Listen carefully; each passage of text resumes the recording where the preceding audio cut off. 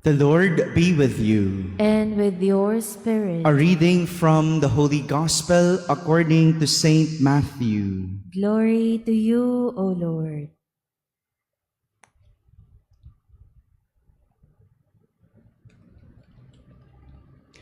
Jesus said to his apostles, "Do not think that I have come to bring peace upon the earth.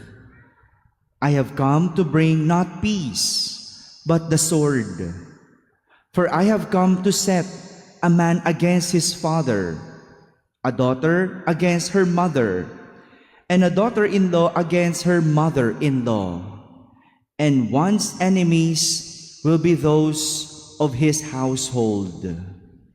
Whoever loves father or mother more than me is not worthy of me. And whoever loves son or daughter more than me is not worthy of me.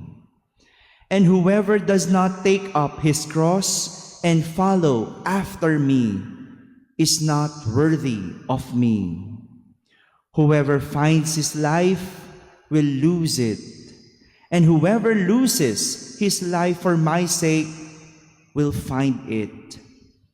Whoever receives you receives me, and whoever receives me receives the one who sent me. Whoever receives a prophet because he is a prophet will receive a prophet's reward. And whoever receives a righteous man because he is righteous will receive a righteous man's reward. And whoever gives only a cup of cold water to one of these little ones to drink because he is a disciple, amen, I say to you, he will surely not lose his reward." When Jesus finished giving these commandments to his 12 disciples, he went away from that place to teach and to preach in their towns. My friends, the Gospel of the Lord. Praise to you, Lord Jesus Christ. Good morning, my dear brothers and sisters. Last Saturday, we heard the story about the calling of Isaiah to be a prophet. That was last Saturday's first reading. And today, in our first reading, it seems that Prophet Isaiah is not wasting time doing his task for the Lord as he talks to the leaders and people of Jerusalem about their religious hypocrisy. He is talking to the leaders and people of Jerusalem about their religious hypocrisy. Prophet Isaiah castigates them by calling out their religious practices of offering, burning incense, and celebrating feasts. Even their celebration or observance of the Sabbath was also called out. All these religious practices were for their own satisfaction. Their own satisfaction. And God does not find any pleasure in all they do for Him. Paano ba naman matutuwa ang Diyos sa kabila ng kanilang pagiging relihiyoso? Sa kabila ng kanilang relihiyosong gawain, sila ay patuloy sa paggawa ng masama, patuloy sa pang-aapi ng kapwa, at pagpapahirap sa mga tao. Anong silbi ng kanilang pag-aalay kung sila ay mga lapastangan. Para saan ang pagdarasal kung patuloy sila sa paggawa ng masama? This is what religious hypocrisy is all about. Kaya nga, no, ang ganda, tignan yung ating mga sarili. No? We go to Mass daily, but after the Mass, chismisan naman ang chismisan sa opisina.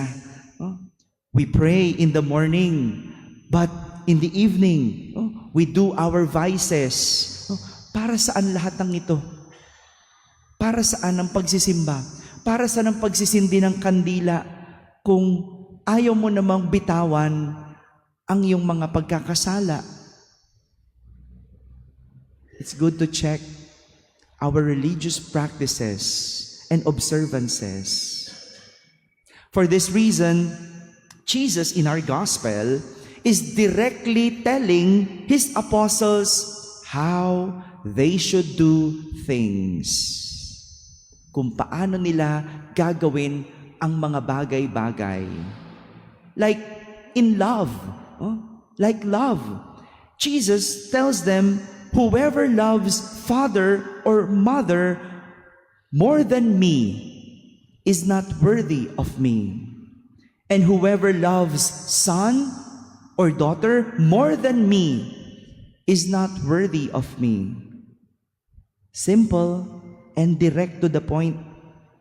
Hindi sinasabi ni Jesus na huwag mahalin ang magulang o huwag mahalin ang anak. Marami kasi sa atin nagpapahayag ng pag-ibig sa Panginoon, pero hindi naman na ipapakita. Ang gusto lang iparating ni Jesus, unahing mahalin ng Diyos bago ang lahat. Higit sa lahat. You see, even before we do things, Jesus knows it already. Kasi madami sa atin nagsasabi, mahal nila ang Diyos, pero wala namang kayang isuko para sa Diyos. Sinasabi, mahal nila ang Diyos, pero hindi naman mabisita ang Diyos. Hindi man lang makapagsimba. Pero yung nililigawan, kayang sunduin kahit Bulacan. Yung Bulacan to Manila, nagagawang malapit, hindi ba? Pero yung magsimba, na kabilang kanto lang yung simbahan, hindi magawa. Is that love? How will you say that you love God? Kapag may sakit na. Kapag may hihilingin. Kaya. Kapag ganun ang sitwasyon, nagagawa ngang maglakad ng paluhod. Nagagawa ngang magnobena. Nagagawa ngang magpenitensya. Kasi may hinihingi. Jesus was also particular about taking up our crosses. As he said, whoever does not take up his cross and follow after me is not worthy of me.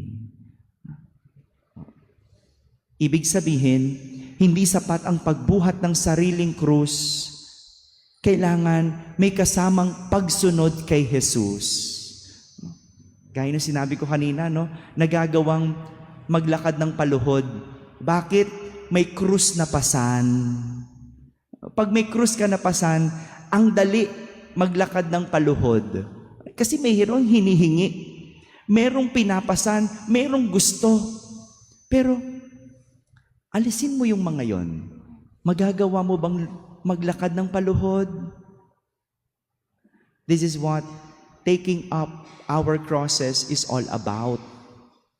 Pasanin ang krus at sumunod kay Jesus. Hindi lang pasan, kailangan may pagsunod kay Jesus. Dito natin makikita yung estilo ng pangangaral ni Jesus. Hindi lang direct to the point, kundi nagbibigay ng halimbawa para kumpleto.